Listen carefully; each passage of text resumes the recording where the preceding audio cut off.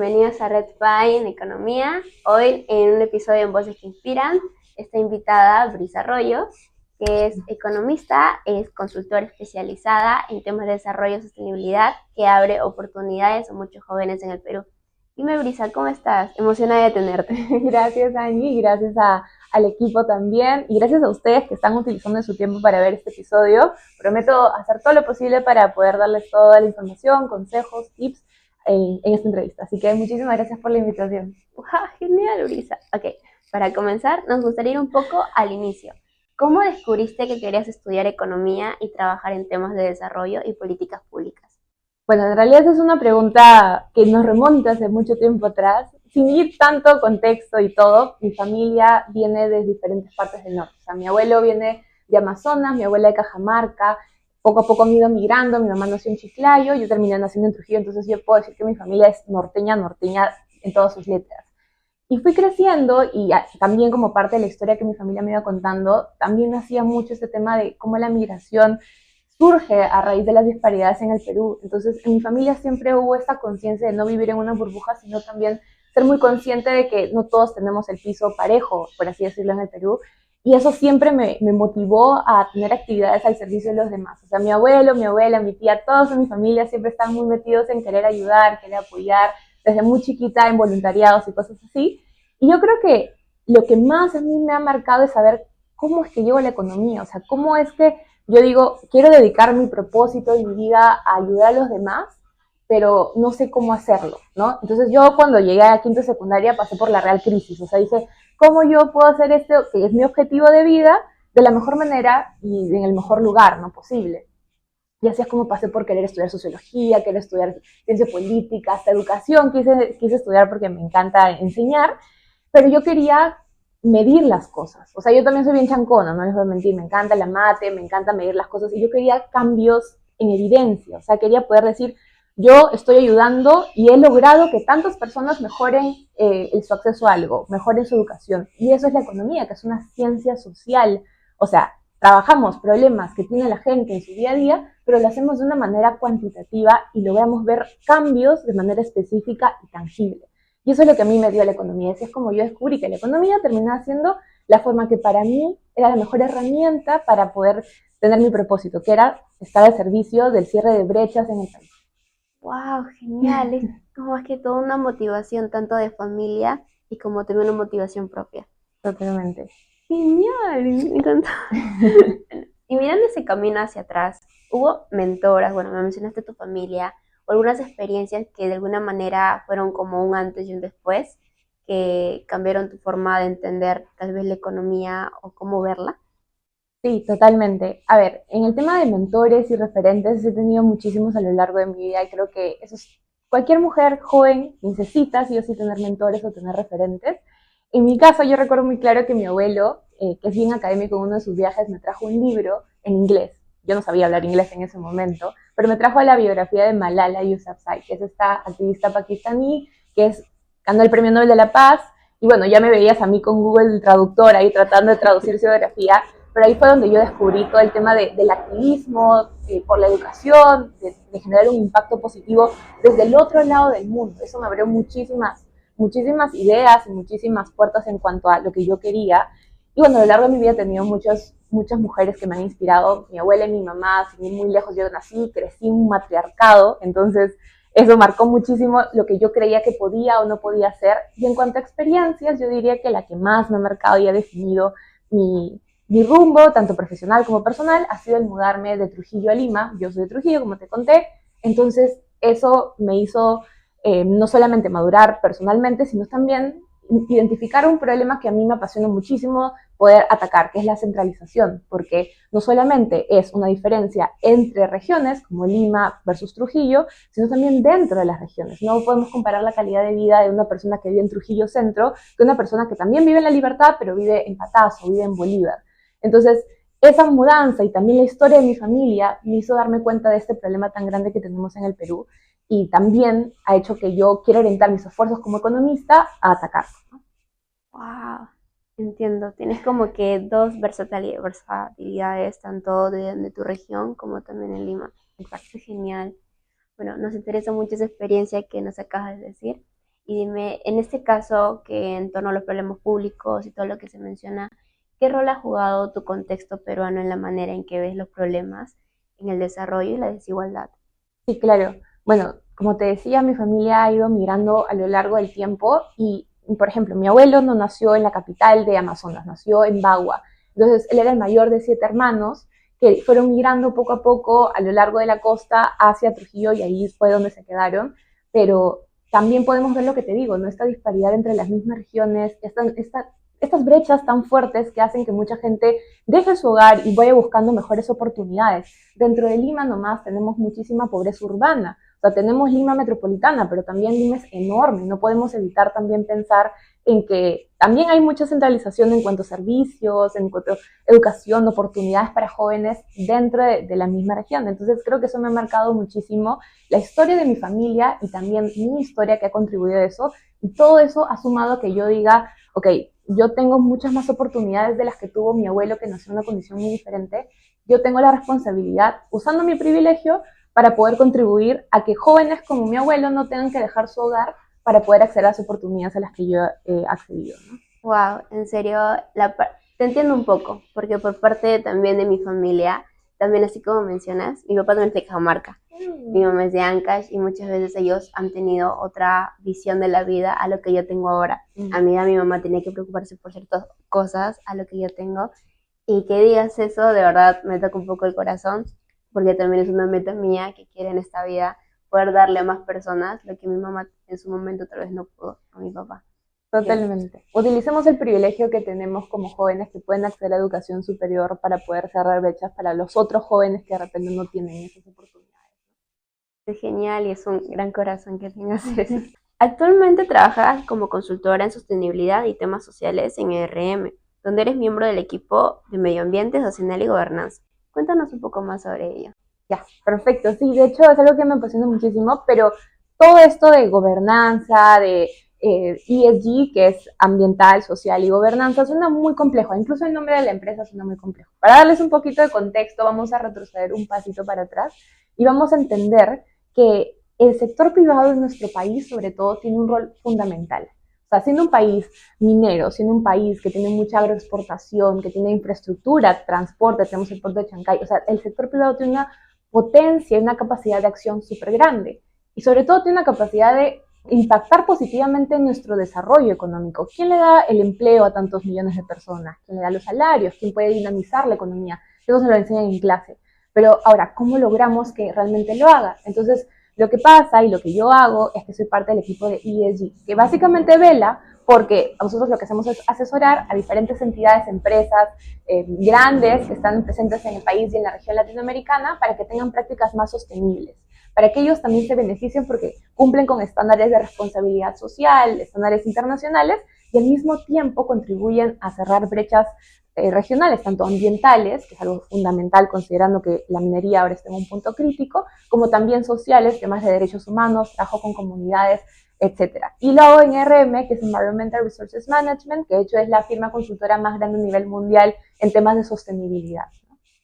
Wow. Bueno, muchas veces pensamos que en este caso de las brechas sociales depende principalmente del Estado, como se menciona y todo.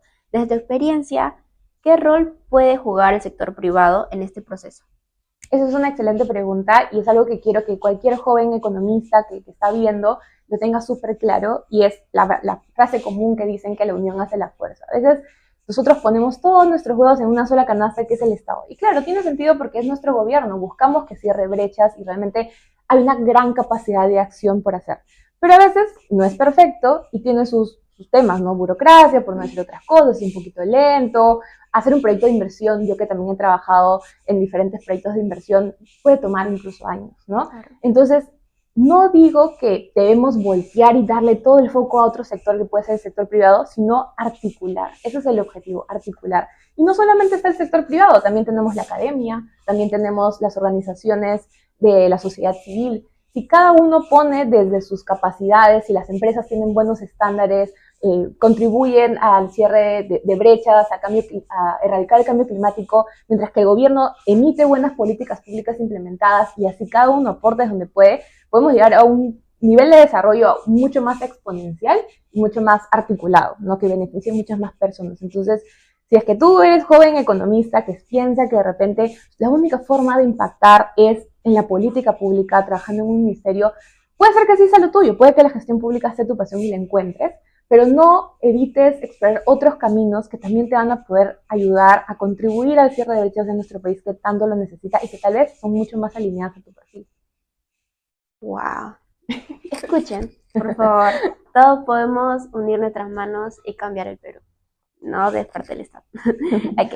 Conocer el desarrollo regional sostenible y fortalecimiento institucional a veces suena bastante abstracto. ¿Podrías explicarnos cómo se ve ese trabajo en la práctica? Sí, a ver, ahora has mencionado dos términos que suenan bien técnicos, bien así como esto de clase de economía, así de gestión pública. Desarrollo regional sostenible y fortalecimiento institucional. A ver, tenemos que tener en cuenta que mucha de la actividad económica en nuestro país no está en Lima, ¿no? Está en las regiones.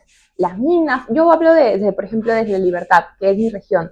Tienes bastante minería en la zona de Patás, por ejemplo, tienes bastante agroindustria en el norte. Entonces, y es que en estos lugares hay tanta presencia de empresa privada, hay tanta presencia de comercio, también hay muchísimas brechas.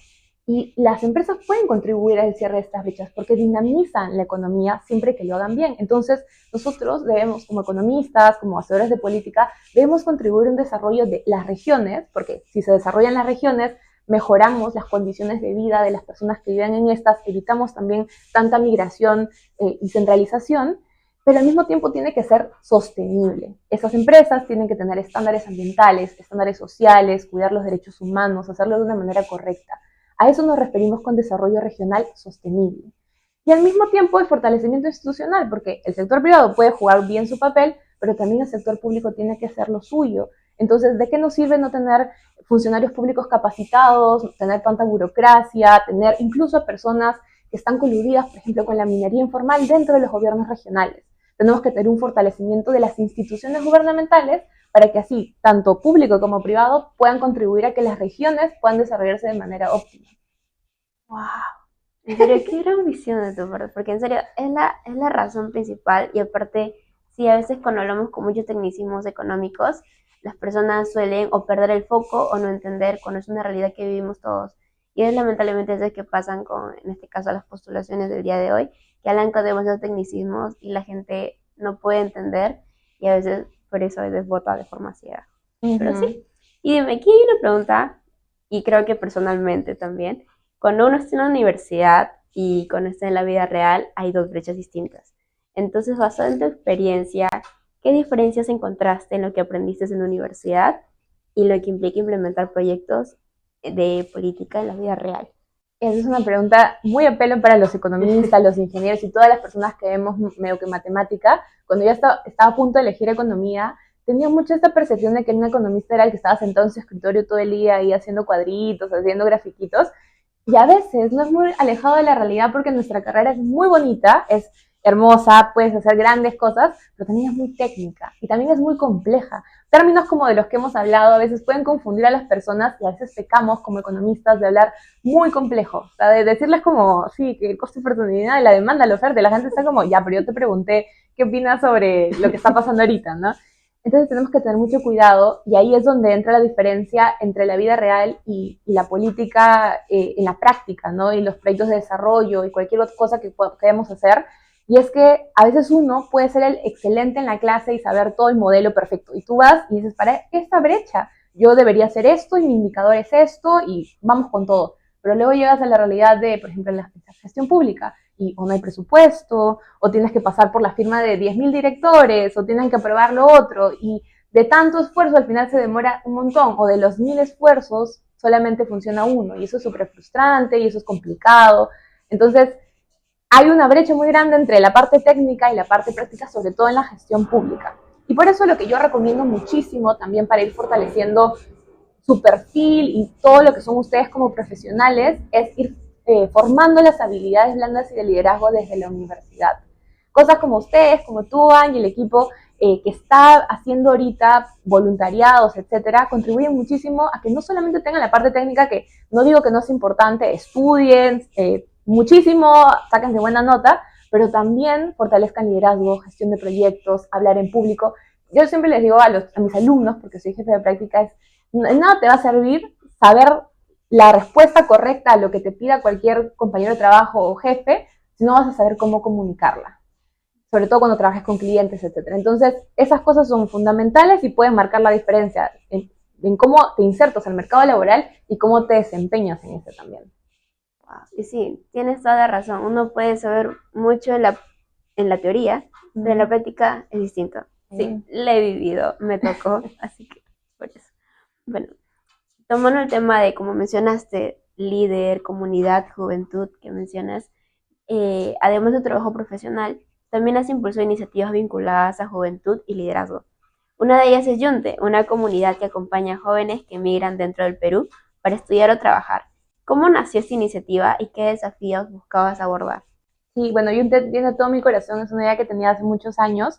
Como te conté al inicio, un punto de quiebre en mi historia personal es el haberme mudado. Y yo me mudé a los 16 años, no era ni mayor de edad, era una adolescente que dejó su casa por la universidad, dejé a mi familia, a mis amigos, a todo lo que conocía, por una universidad que era súper exigente. Ustedes saben que lo que te enseñan en el colegio al final termina siendo nada comparado a la universidad.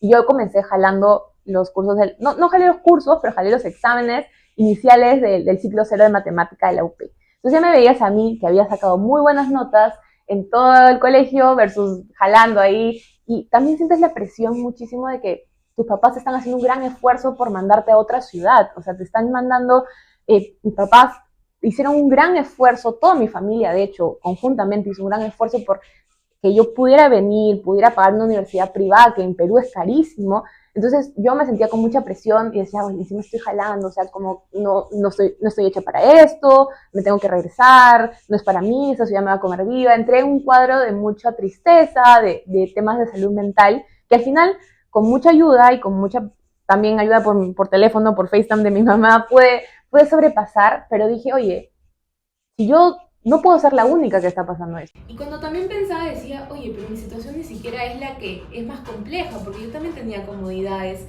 vivía un poco cerca de la universidad, etc. Hay chicos que vienen con becas y tienen más presión que yo incluso. Hay chicos que viven lejos de la universidad y tienen que afrontar estos tiempos de transporte. O sea, cada uno vive la experiencia de la mudanza o de la migración de una manera distinta, pero a todos de alguna manera nos afecta.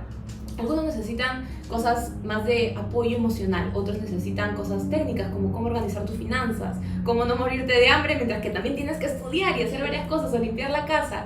Entonces para todo eso nace Yunte, que es una comunidad de jóvenes. Somos el equipo, somos chicos que ya estamos bien establecidos, ya pasamos todo ese proceso, pero queremos apoyar y ayudar a los que recién están entrando, porque nadie tendría que pasar este proceso solo si ya somos miles los que ya estamos aquí y podemos recibirlos con los brazos abiertos.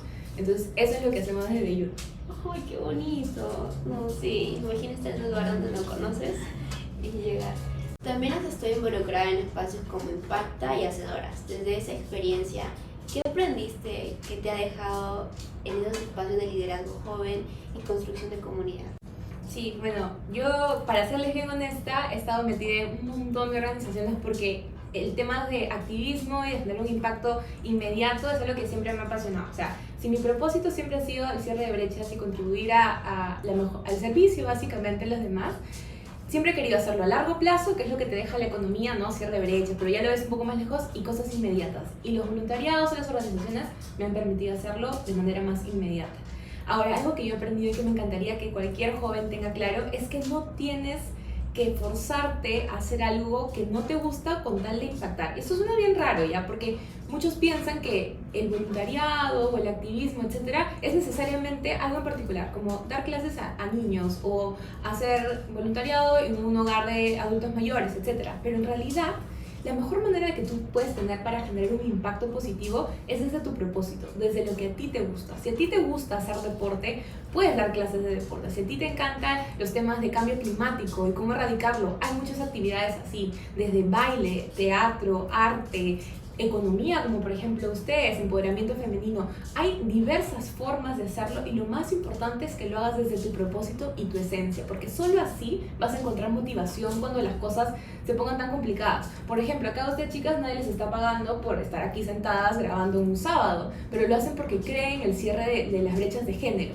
Entonces, si es que a ellas no les gustara realmente este tema, no estarían acá. Y por eso es importante que cualquier joven que quiera generar un impacto tenga en cuenta que no tiene que forzarse a hacer algo que no le gusta, sino hacerlo desde lo que le apasiona para encontrar una motivación y ese fueguito. Y lo último que te diría es que siempre es mejor hacerlo desde la comunidad.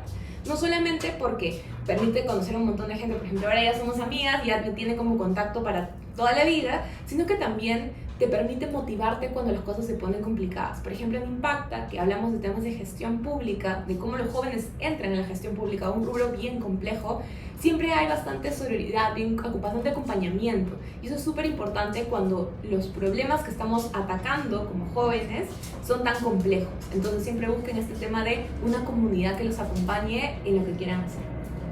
Sí, ¿cómo decirlo? Un por dos, un reply, de verdad. Es algo que sí te entiendo un montón y sí me probó cuando entré en mi primer voluntariado, mi primera organización. Sientes un cambio y hasta te motivan a creer más en ti, que antes hacías cosas que tal vez tú no creías que podrías hacer y luego lo haces. Así que háganle caso. Ok, bueno. Algo interesante en tu caso es que utilizas las redes sociales y contenido educativo para compartir oportunidades. ¿Por qué consideras importante democratizar este tipo de información? Sí, bueno, vengo haciendo videos así un poquito desde hace un tiempo porque debido a que yo estuve muy metida en diferentes organizaciones por bastante tiempo, tenía cierto acceso a oportunidades a las que yo podía postular como becas, etc. Y he podido tener el gran privilegio de poder viajar debido a eso. Y una vez conversando con una amiga me dice, oye, ¿cómo te enteras de esta oportunidad? A mí también me hubiera gustado postular.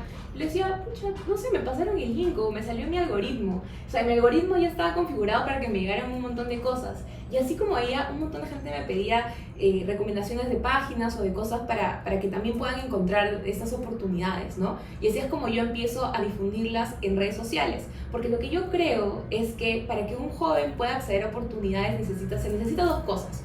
Primero, que tenga el perfil suficientemente potente para poder ser el ganador de esta oportunidad, para que sea aceptado, pero que también la oportunidad llegue a esa persona. Porque no sirve de nada que tenga el gran perfil del mundo si es que no se entera de la oportunidad o que sepa pero realmente no ha trabajado en su perfil. Entonces, por un lado, para que tengan el perfil, hacer cosas que les apasionan, hacer cosas, una línea de carrera, si te interesan los temas de género, empezar a meterte en eso, si te interesa la gestión pública, meterte en eso, pero también estar atento a las oportunidades. Y lo que yo hago es trabajar en este segundo punto, ayudar a que más chicos puedan tener, indistintamente de dónde son, si son de Trujillo, de Amazonas, de Tacna, de Puno, de donde sea, acceso a estas oportunidades y que ya no dependa de si tienen... que solamente dependa de su perfil y no dependa de si tienen el acceso a la oportunidad, si llega a ellos o no. Genial. Y sí, bueno, las redes sociales ahora es el nuevo punto porque, bueno, antes no teníamos, bueno, nosotros sí tenemos, pero antes nuestras familias no tenían eso. Y que utilices el hecho de que tú seas un punto focal para hacer las oportunidades parece muy grandioso y voy a también ir a Sí, no subo todos los días, de hecho ya te escudo un poco el TikTok porque la vida es pesada, ¿no? Hay muchas cosas que hacer, pero siempre tengo un canal de difusión donde envío todas las oportunidades que voy encontrando ahí para que estén atentos. Muchas gracias. Muchas veces nosotros pensamos que la economía lleva caminos profesionales específicos. Yo de chiquita pensaba que era banco, Banco Mundial, Banco de Reserva, Congreso y ya, con esto, ¿no? Yo solamente veía eso, pero tu trayectoria muestra que hay formas distintas de contribuir desde esta disciplina. Desde tu experiencia, ¿qué otras formas existen para aportar desde la economía y el desarrollo de un país? Sí, esa es una muy buena pregunta porque yo también, al igual que tú, cuando era más chiquita, cuando entré a estudiar economía, decía, ya, yo voy a ser ministro de economía, así me alucinaba yo. Y por mucho tiempo también veía la gestión pública como mi camino cerrado. O sea, yo decía, yo voy a trabajar la gestión pública por siempre. Y de hecho también hice prácticas en el BCR, también como consultora trabajamos con diferentes entidades del gobierno, etcétera. Y es cuando yo empiezo a ver otras opciones, empiezo a trabajar en voluntariados, encontré diferentes oportunidades que digo, oye, no es la única forma de impactar. Y así es como llego de repente a la cooperación internacional. Y ahí es también cuando veo el rol del sector privado. Entonces, si es que tú de repente eres estudiante economista y crees que la única forma de generar un cierre de brechas o impactar es con el sector público, te diría que saques estas paredes que te están bloqueando la vista y explores la cantidad inmensa de formas que puedes hacer. No solamente tienes los ministerios, el sector público, pero también tienes las empresas que tienen sus áreas de responsabilidad social, que tienen fundaciones, tienes la cooperación internacional, tienes las embajadas, tienes la ONU también, tienes la sociedad civil, hay bastantes ONGs que también contratan y tienen proyectos de desarrollo para implementar. Entonces, hay un abanico inmenso, los economistas podemos hacer muchas cosas, desde diferentes cosas que deben aprovechar, porque incluso esas cosas les pueden gustar más y estar más alineadas a lo que les gusta. Claro, tienes razón, aparte de ser economista manejamos tantas cosas como saber lo que pasa en un mercado, saber el sector privado, lo que es negocios, entonces es un abanico grande como mencionas. Tomándose en cuenta lo que menciona la ONU y todas las organizaciones, ¿cuál es lo que tú consideras que son específicos que ahora actualmente están emergiendo? Y claro, jóvenes como los economistas podremos postular o ver. Sí, claro, cuando de hecho hay muchas oportunidades para que los jóvenes nos podamos meter más a generar un impacto. Nuestra generación se caracteriza por muchas veces no pedir permiso para meterse, porque somos muy apasionados, muy proactivos y estamos llegando a espacios donde antes no había representación juvenil. De hecho, todavía hay mucho camino por recorrer, diría yo, sobre todo en espacios institucionalizados del sector público. Estamos mucho en la sociedad civil, hay bastantes iniciativas, asociaciones, etcétera, pero todavía hay mucho. Pero si a ustedes les interesa el tema del sector público, yo diría que, por ejemplo, ahorita están abiertas las inscripciones para el Parlamento Joven, si les interesa eso. También hay muchísimas organizaciones como, por ejemplo, Female Voices. Sí, pero sí, Female Voices, ¿no? Sí, de hecho hay muchas oportunidades para que los jóvenes nos podamos involucrar en el día a día, en el cierre de brechas en diferentes formas. De hecho, nuestra generación se caracteriza por nunca estar pidiendo permiso, somos muy proactivos, muy activos y nos estamos tratando de meter en espacios donde antes no había representación juvenil. El único problema es que todavía hay mucho camino por recorrer, pero nos lo estamos ganando poco a poco. Y en cada sector yo diría que hay ciertas oportunidades. Hay un montón de becas, hay un montón de programas, sobre todo en la sociedad civil. Si es que quieren saber más de eso, yo les diría que sigan a bastantes creadores de contenido que comparten oportunidades, hay voluntariados, encuentren organizaciones y asociaciones que están alineadas a las temáticas que les interesan. Si les interesa el empoderamiento femenino, tienen a FINER, por ejemplo, en la economía, también tienen a Impacta. Hay un abanico inmenso y lo más importante es que sean bastante proactivos, porque nadie les va a tocar la puerta y les va a decir, toma esta oportunidad. Tienen que ustedes ir a buscarlo. Si les interesa el sector público, hay los cursos de extensión, por ejemplo, para que los jóvenes puedan entrar desde una edad corta a trabajar en entidades públicas. Yo hice el curso de extensión de proinversión, por ejemplo, tienen el Parlamento Joven y diferentes otras formas de involucrarse. Y yo diría que actualmente una forma que impactará muchísimo en nuestro país es que los jóvenes estemos enterados de la política y en la actualidad y demos un voto responsable. Y sobre todo contribuyamos a compartir información que es realmente validada y verídica, ¿no? Creo que esa es la forma de generar un mayor impacto actualmente en el 2026. Wow, y tienes razón. Y más que todo, tanto las organizaciones como la voz propia y también lo que tú haces hasta ahora es lo que hace no solo ayudar a los chicos, sino informar. Porque muchas veces, tanto ahorita somos economistas, sabemos los tecnicismos, pero no muchos lo saben. Y lo digo personalmente, hasta hay veces que yo digo, no quiero saber más. Gracias por tu apoyo, de verdad, sinceramente, tanto en lo que haces con difusión, como mencionas, y que también das el propósito, y cuando uno lo empieza, muchos lo siguen. Y espero que tal vez tantas personas que nos están viendo ahora también tomen tu ejemplo y puedan también alzar su voz, representar, decir e informar, y claro, todo lo que nos acabas de mencionar. Y sobre ello, ya para cerrar, nos gustaría pedirte un consejo. En este caso nos escuchan tanto estudiantes como ya egresados, o personas que trabajan, o tal vez personas que quieren saber un poco más de economía. Dime, ¿cómo crees que los estudiantes, en este caso personas como yo, egresados, o personas que le interesan el desarrollo social y sostenibilidad, pueden empezar en lo que tú haces hasta ahora? ¿Qué es lo que nos recomendarías? ¿O cuál sería tu reflexión en cambio a ello? Sí, bueno, a veces cuando uno está chiquito, cuando está en la universidad o buscando trabajo, el mundo puede parecer muy abrumador porque hay pocas oportunidades, porque no te llaman para las convocatorias, etc. Y yo diría que el plan que a mí me funcionaba era siempre ser stalker. O sea, la verdad, encontrar a gente que yo admiraba muchísimo y que yo decía, wow, me encantaría hacer lo que esta persona hace, y ver cómo esa persona lo logró, qué estudió, en qué se especializó, dónde fue trabajando, y luego buscar esas empresas y ver de repente sus portales de trabajo. Yo hacía mi Excel y ponía todos los lugares donde me encantaría trabajar en algún momento, y ponía los links de las convocatorias que tenían, de los portales, etcétera, y poco a poco iba buscando así oportunidades para trabajar en algún momento. Entonces yo diría que eso, tampoco nunca subestimar el networking, estar en voluntariados. A mí me ha ayudado muchísimo a encontrar oportunidades, incluso en el salón de clase o incluso con los profesores que luego te pueden llamar para ser su asistente de cátedra. Entonces estar bastante activos, y yo diría que como les había mencionado anteriormente, el punto más clave es que no se queden dormidos, porque ninguna oportunidad te va a tocar la puerta, tú tienes que ir a buscarla. Entonces ser proactivos. Yo sé que a muchos les da la ansiedad de LinkedIn, pero es importante tomarse una foto más o menos bonita ahí en su sala con luz natural y ponerla y empezar a ver las empresas que te gustaría, de las que te gustaría trabajar, la gente con la que te gustaría, la gente a la que miras, ¿no? Entonces eso es importante, mucha proactividad.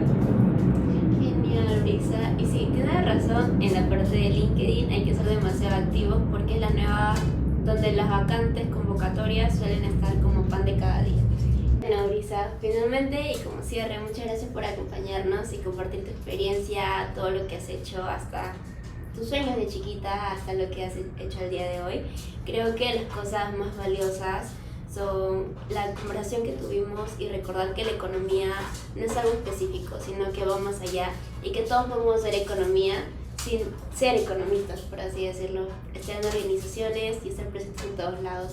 La verdad, muchas gracias por tu participación el día de hoy, muchas gracias por estar presente, por hablar frente a la cámara, y bueno, espero verlos en otro episodio y sigan a Brisa. Muchas gracias.